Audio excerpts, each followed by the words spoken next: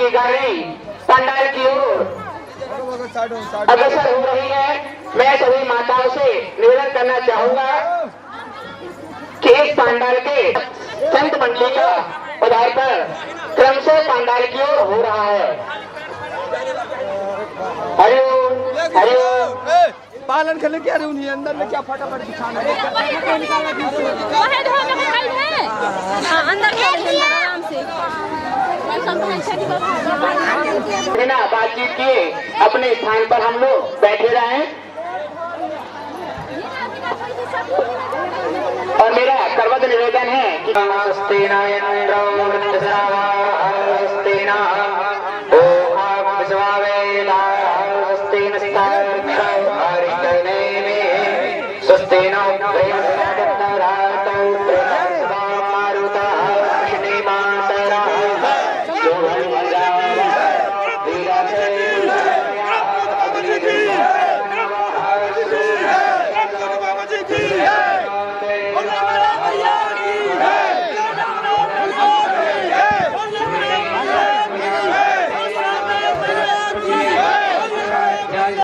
पुत्रः विश्वे देवा आदितेः पंचजना आदित्या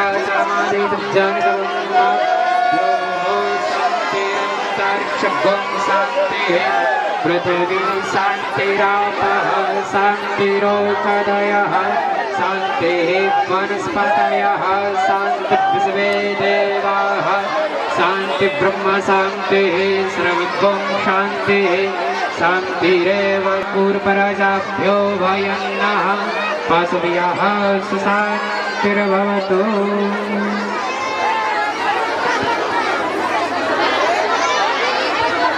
सभी लोग अपने अपने आसन पर बैठ जाएं। बिना शोर हल किए सभी लोग अपने अपने आसन पर विराजमान रहें।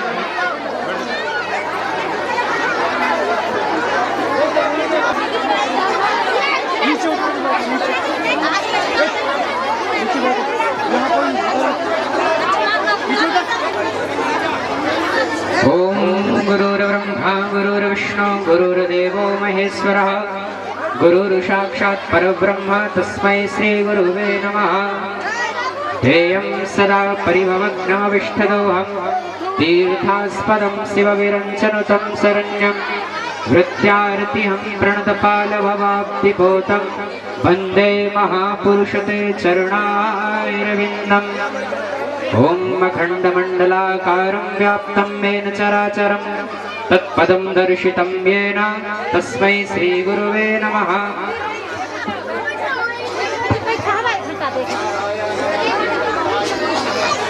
अनंत वासुदेव नमस्तुते नमो गुरुभ्यो गुरुपादुकाभ्यो रूपदं मंत्रमूलं गुरुर्वाक्यं मोक्षमूलं गुरुकृपा।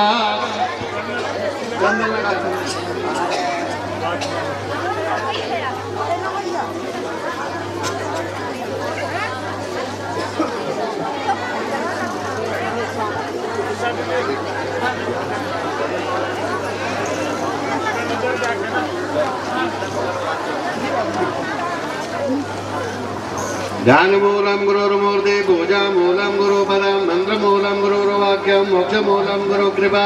गुरुर्ब्रह्मा गुरुर्विष्णु गुरुर्देवो महेश्वर गुरु साक्षात् परब्रह्म तस्मै श्री गुरुवे नमः। अखण्डमण्डलाकारं व्याप्तं येन चराचरं तत्पदं दर्शितं येन तस्मै श्री गुरुवे नमः।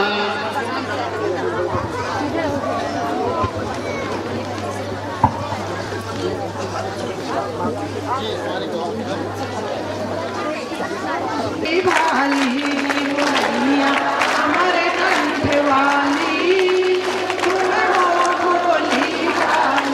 सभी लोग गाइए। मैया अमर कंठ वाली तुम हो भोली भाली हो।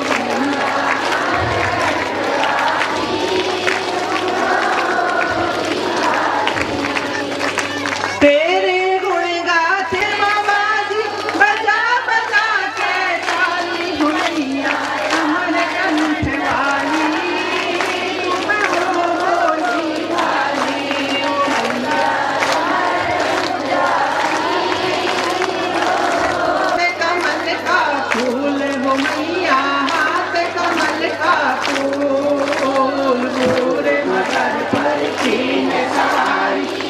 हाथ कमल का फूल हो मैया हाथ कमल का फूल सबको देती रिद्धि सिद्धि सबको देती रिद्धि सिद्धि हमें गई क्यों भूल मैया अमर कंठ वाली तुम हो भोली भाली हो मैया अमर कंठ वाली तुम हो भोली भाली निर्धनियों को धन देती हो अज्ञानी को ज्ञान हो ज्ञान हो मैया अज्ञानी को ज्ञान अभिमानी का मान घटा दे अभिमानी का मान घटा दी होती नाम निशान मैया नर्मदा अमर कंठ वाली तुम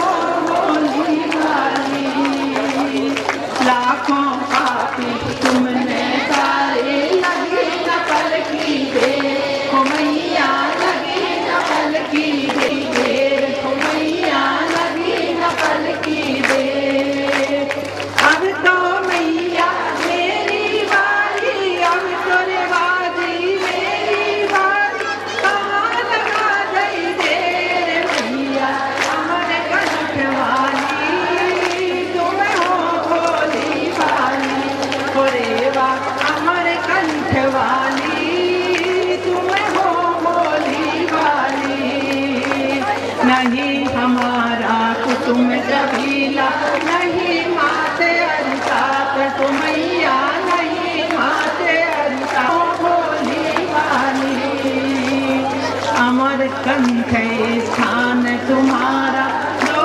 धारों के पास हो मैया दो धारों के पास अमर कंठ मैया अमर कंठ वाली तुम हो भोली भाली हो रेवा अमर कंठ वाली तुम हो भोली भाली तेरे गुण गाते हैं साधु तेरे गुण गाते हैं भगवान की भक्ति की धूप भावकारी पक भक्ति की धूप भावकारी पक सभी आरती सत्य लगन की आरती श्री सतगुरु चरण की सुमन माल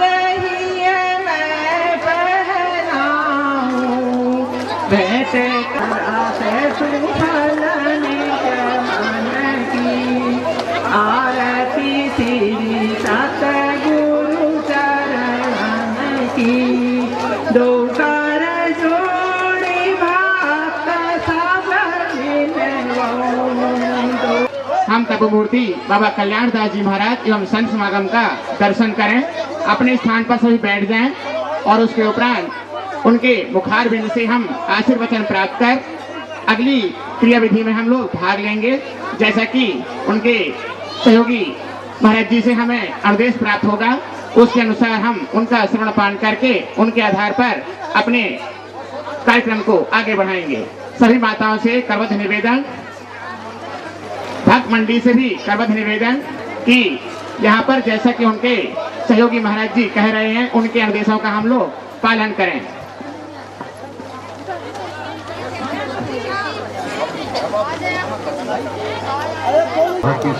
सुर नदी वेद कंठाग्रकंठे श्रीकंठे कन्या ललित शिवजटा शंकरी ब्रह्म शांति सा देवी वेद कन्या ऋषिकुल तरणी नर्मदा मा पुनातु नर्मदाय नमः प्रातः नर्मदाय नमो निशि नमस्ते नर्मदे देवी त्राहि मां भवसागरात्।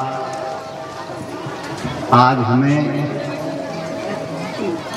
गांव का नाम क्या है? ऊपर। आज हमें इस कुकुरामठ गांव में आकर के आप सब लोगों का स्नेह और प्रेम श्रद्धा को देख करके बड़ी प्रसन्नता हुई। इस कुकुरामठ गांव के विषय में हम जब नर्मदा जी की परिक्रमा करते थे तो उस समय एक यहाँ के जानवर चलाने वाले के पास एक कुत्ता रहता था और कुत्ता बहुत स्वामी भक्त था। वह बंजारा जो है कुत्ते के द्वारा ही सब समाचार भेजता था। कुछ लेन देन का विषय भी था, ऐसा मैंने पढ़ा था। तो कुत्ते के गले में एक उन्होंने वह चिट्ठी लिखी उसके पास जिससे उनका कुछ लेन देन था, और कुत्ता वहां गया और लौट करके चले आया। तो जो उस कुत्ते को पाला था उसको ऐसा लगा कि कुत्ता मेरी आज्ञा का पालन नहीं किया। कुत्ते ने वह समाचार उस व्यक्ति तक नहीं पहुंचाए, तो गुस्से में आकर के उस कुत्ते को मार दिया। अंत में जब वास्तविकता का पता लगा तो उस बेचारे को बहुत प्रायश्चित उसने किया, और उसने ही इस जो महादेव का मंदिर है, इस मंदिर उस कुत्ते के नाम से ही यह मंदिर बनाया। अनादिकाल से यहाँ अनेक संत महात्मा जो भी नर्मदा जी की परिक्रमा में आते हैं, इस पवित्र स्थान का में दर्शन करते हैं। और आज यहाँ पर जो ये दिव्य राम कथा का आयोजन हुआ है, आप सब लोगों की श्रद्धा और सद्भावना और जो है नर्मदा जी के प्रति अत्यधिक प्रेम, क्योंकि नर्मदा राममानस में नर्मदा जी का बड़ा सुंदर वर्णन आता है। शिव प्रिय मेकल शैल सुतासी, सकल सिद्धि सुख संपत्ति राशि। गोस्वामी तुलसीदास जी जब रामायण लिखते हैं तो राम कथा का वर्णन करते हुए राम कथा का महत्व क्या है, इस बात की चर्चा करते हुए कहते हैं यह राम कथा जैसे नर्मदा जी शंकर जी को बहुत प्रिय है, शिव प्रिय मैकल शैल सुतासी, जो अमरकंटक पर्वत का नाम मैकल है, और इसमें से प्रवाहित होने वाली पुण्य सलीला मां नर्मदा जैसे शिव को अत्यधिक प्रिय है, इसी तरह यह राम कथा भी सकल जो है सबके लिए प्रिय है, सबके मनोरथ को पूरा करने वाली है। सकल सिद्धि सुख संपत्ति राशि। नर्मदा जी सबको जो है सबकी मनोकामना पूरी करती है, सबको सिद्धि प्रदान करती है, सुखों का भंडार भर देती है। यह नर्मदा जी का महत्व है, ये शंकर जी को प्रिय है। इसी तरह से राम कथा भी यह भक्तों को आनंद प्रदान करने वाली है। ऋषि राम दुर्वासा जी द्वारा आयोजित श्री राम कथा इस ज्ञान यज्ञ में आप सब लोग अयोध्या से पधारी हुई एक विदुषी के माध्यम से इस राम कथा का श्रवण कर रहे हैं। गोस्वामी तुलसीदास जी ने राम कथा का वर्णन करते हुए बड़े सुंदर बात अनेक उदाहरण दिया है। राम कथा शशि किरण समाना, संत चकोर कह रही जेहि पाना। यह राम कथा क्या है, चंद्रमा की तरह शीतल है। जैसे नदी के किनारे, तालाब के किनारे एक चकोर पक्षी रहता है, जब रात्रि के समय चंद्रोदय होता है वो उसी की तरफ देखता रहता है। तो इसी तरह से जो भगवान के भक्त हैं वह यह चकोर बन करके इस राम कथा को श्रवण करते हैं। राम कथा जीवन में मंगल प्रदान करने वाली है। राम मर्यादा पुरुषोत्तम भगवान श्री राम हमारी स्मिता, हमारे आदर्श, हमारे जीवन को दिव्य मार्गदर्शन कराने वाले हैं। इसीलिए शास्त्रों में लिखा है रामो विग्रहवान धर्म। राम क्या है? साक्षात भगवान, धर्म के विग्रह है। विग्रह कहते हैं मूर्ति को। अगर कोई पूछे धर्म क्या है, सब भक्त लोग जो विशेष शास्त्रों का अध्ययन नहीं किए हों, वह सीधे बोले राम ही धर्म के साक्षात विग्रह ही, राम ही धर्म है। राम के जीवन में मर्यादा है और मानव जीवन में मर्यादा की परम आवश्यकता है। विशेषतः हमारे इस देहातों में बसी हुई जनता जो परिश्रम करके अपने जीवन का उपार्जन खेती के माध्यम से या किसी और माध्यम से यह जो है अपने जीवन को चला रहे हैं, उनके लिए राम कथा परम आवश्यक है। तो राम कथा मर्यादा को सिखाती है। भाई और भाई का क्या कर्तव्य है, माता और पिता के प्रति पुत्र का क्या कर्तव्य है, समाज के प्रति राजा का क्या कर्तव्य है। देखो, गोस्वामी तुलसीदास जी ने जब रामायण का लेखन किया, जब वो अयोध्या कांड में प्रवेश किए, तो उन्होंने बड़ी सुंदर एक श्लोक लिखा है। तो उन्होंने भगवान राम के चरणों की वंदना नहीं की, रावण के विग्रह की यानी वंदना नहीं की, उन्होंने सिर्फ राम के मुख की वंदना की। राम के मुख की वंदना करने का क्योंकि तो उन्होंने उदाहरण दिया। शाम को वशिष्ठ ऋषि राम से कहते हैं, कल को तुम्हारा राज्याभिषेक होगा, तुम्हें अयोध्या की गद्दी का जो है सम्राट बनाया जाएगा, तो आज रात्रि को तुम संयम पूर्वक रहना, जमीन में सोना और भगवान की आराधना करना। जब वशिष्ठ जी के से यह समाचार उनको मिला, प्रसन्नतायान्न गताभिषेकतः, भगवान श्री राम का मुखारबिंद प्रसन्न नहीं हुआ। वह जैसे मर्यादित गंभीर थे उसी तरह उन्होंने सुना। राज्य की प्राप्ति का समाचार सुनकर के जिनके मुख में प्रसन्नता के भाव नहीं उभरे और सवेरा होते ही उनको वनवास सुनाया गया। रात्रि को कहा राजा बनोगे और सवेरे कहा कि 14 वर्ष के लिए 9 पंचवर्षाणि दंडकारण्यमाश्रितः कृष्णाम वरधरो धीरो रामो भवतु तापसः। कैकेयी ने महाराजा दशरथ से वरदान मांगा। 9 और 5 कितने होते हैं? 14। 9 की संख्या और 5 की संख्या जोड़ो तो 14 होते हैं। 9 पंचवर्षाणि, 14 वर्ष तक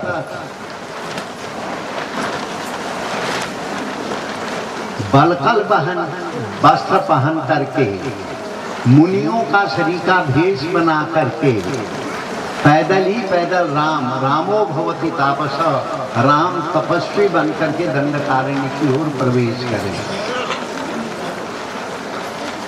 मानस की पंक्तियों में भी आप यहाँ पर कथा के माध्यम से श्रवण कर रहे होंगे, या वो प्रकरण अभी नहीं चला हो तो आने वाले समय में श्रवण करेंगे।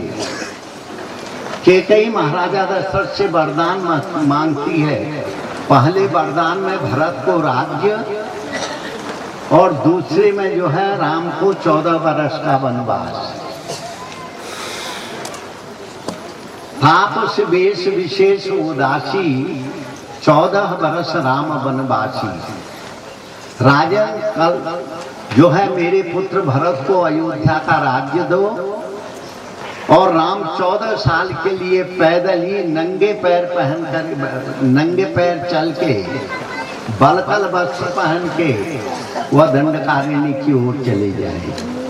तो गोस्वामी तुलसीदास जी लिखते हैं, प्रसन्नतायान्न गताभिषेकतः राज्य का समाचार सुन करके जिनके मुख प्रसन्नता से नहीं खिला और वनवास का समाचार सुन करके जिनके मुख में ग्लानि नहीं हुई, उनके मन में सोच नहीं हुआ, जो राज्य का समाचार सुन करके जैसे गंभीर उनका मुखारविंद था, वैसे ही गंभीर वनवास का समाचार सुन करके वह गंभीर बने रहे। तो गोस्वामी तुलसीदास जी लिखते हैं, उस राम के मुखारविंद की हम वंदना करते हैं। जो सुख मिलने का समय होता है उसमें भी गंभीर रहता है, और वनवास का समाचार मिलने पर भी जो कभी व्यथित नहीं होता है।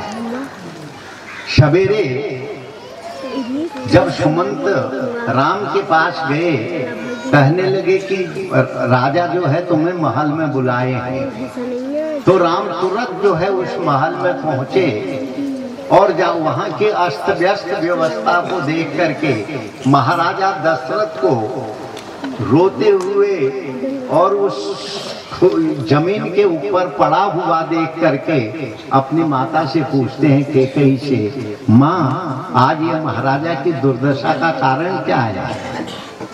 आज इनकी कोई तबीयत खराब है या इनके मन में किसी तरह का दुख है, क्या बात है?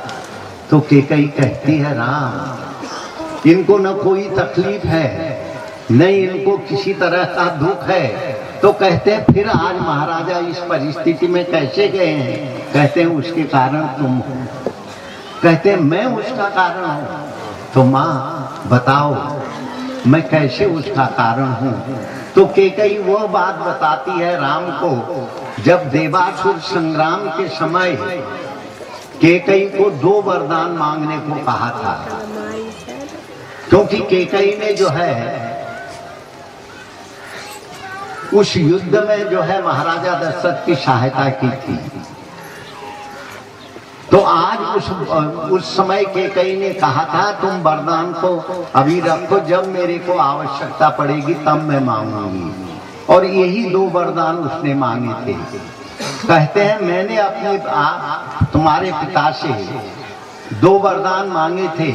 एक वरदान में मेरे पुत्र भरत को राज्य मिले और दूसरे वरदान में राम वनवासी हो जाए, वन को चले जाए। तो राम हंसने लगे, माँ बस इतनी सी बात है, ये बात तुमने महाराजा से क्यों कही? ये बात अगर तुम मेरे से कहती तो माँ मैं तेरी आज्ञा का पालन करने के लिए उसी समय 14 वर्ष के लिए वन में चले जाता था। सुन जननी सोई सुत बड़ भागी, जो पितु मातु वचन अनुरागी। हे जननी, वही पुत्र बड़ भागी है, वही प्रशंसा के योग्य है जो अपने माता पिता की आज्ञा मानता है। यह राम की मर्यादा है।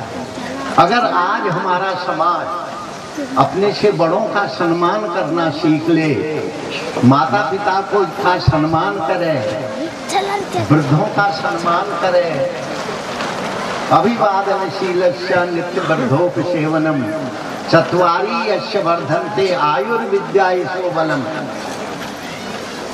तो वह समाज कभी भी दुर्व्यवस्था में नहीं जा सकता है। तो राम कहते हैं सुन जननी सोई सुत बड़ भागी, जो पितु मातु वचन अनुरागी। वही पुत्र बड़ा भाग्यवान है, वही समाज में प्रशंसा प्राप्त करता है जो माता और पिता की आज्ञा प्राप्त पर चलता है। और इसमें तो तुमने जो माँ वरदान मांगा है वह मेरा सब प्रकार हित मोरा, सब प्रकार से मेरा हित है। भरत प्राण प्रिय पावो ही राजू,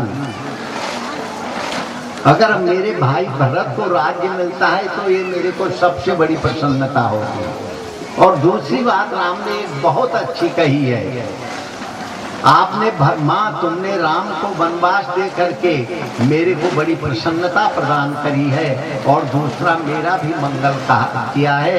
मुनिगण मिलन, जंगल में जाकर के मेरे को महात्माओं से मिलने का अवसर प्राप्त होगा। सब प्रकार ही मह पितु आयुष बहुरी जननी सम्मत तो, महापुरुषों के बीच में जाकर के तीर्थाटन करते हुए जो हमारे इन देहातों में वनवासी लोग निवास करते हैं, उनके साथ मिलने का मेरे को अवसर मिलेगा। माँ, एक तुम्हारी पिता की आज्ञा है और तुम्हारा समर्थन है।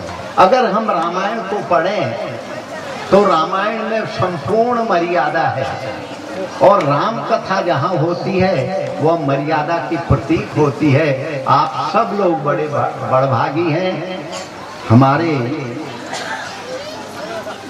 ऋषि राम दुर्वासा ने बहुत अच्छा कार्य किया, यहाँ राम कथा का आयोजन किया। इससे सबको शिक्षा प्राप्त होगी और सबका जीवन मंगलमय होगा। राम कथा को प्रयाग की उपमा दी गई है। राम भक्ति जहाँ सुरसरी धारा, सरसई ब्रह्म विचार प्रचारा, विधि निषेधमय कलिमल हरिणी, करम कथार अभिनंदन बरनी। बहुत विस्तार से गोस्वामी तुलसीदास जी ने मानस में राम का कर्तव्य और व्यक्तित्व की चर्चा की है। आज हमें बड़ी प्रसन्नता हुई। बहुत दिनों से हम अमरकंटक में रहते हैं, पर कभी ये देहातों में आने का अवसर ही नहीं मिला। पर आज आप लोगों का स्नेह प्रेम, आज आप लोगों की श्रद्धा को देख करके हमें बहुत प्रसन्नता हो रही है। हम परमात्मा से प्रार्थना करते हैं कि आप सब लोगों का जीवन सुखी हो, नर्मदा सब लोगों का और इस कथा के माध्यम से हमारे बच्चे लोग चरित्रवान बने, हमारी माताएं सीता के आदर्श पर चले, और हमारे जो पुरुष हैं वह परमात्मा की भक्ति करते हुए स्वे स्वे कर्मण्य भिरता संसिद्धि लभते नरः के अनुसार अपने अपने कर्तव्य का पालन करते हुए समाज में एक व्यवस्था बनाए। राम हमारे प्राण हैं, राम हमारी स्मिता है, राम हमारे आदर्श हैं, और भारत जाना ही जाता है राम की मर्यादा से। इसलिए राम जी की कृपा आप लोगों के ऊपर बरसे। मेरे को तो इतना पता भी नहीं था कि जो है ऋषि राम वहाँ गए। अभी शिवरात्रि के समय कहने लगे कुकर मठ के पास ही जो है हमारा गांव है, वहाँ आना। तो मेरे को अभी ये जबलपुर में नर्मदा कुंभ हो रहा है, वहाँ पे आज जाकर के शाम को 4 बजे वहाँ कथा का उद्घाटन भी करना है, वहाँ पहुँचना है। पर आप लोगों का प्रेम देख करके हमें बड़ी प्रसन्नता हुई। अमरकंटक में कल्याण सेवाश्रम है, आप तो सब लोग जाते ही होंगे, जानते होंगे, वह सब आप ही लोगों का आश्रम है। आप लोग अमरकंटक आना, माँ के दर्शन करना, और नर्मदा माँ आपके ऊपर खूब कृपा करें, और ऋषि राम को खूब खूब आशीर्वाद, खूब खूब धन्यवाद। अच्छे काम में इन्होंने अर्थ का विनियोजन किया। आप सब लोगों को खूब खूब धन्यवाद। आप लोगों ने अपनी वाणी को विराम देते हुए आप सब लोगों की मंगल कामना के साथ हरि ओम तत्सत। हरि ओम।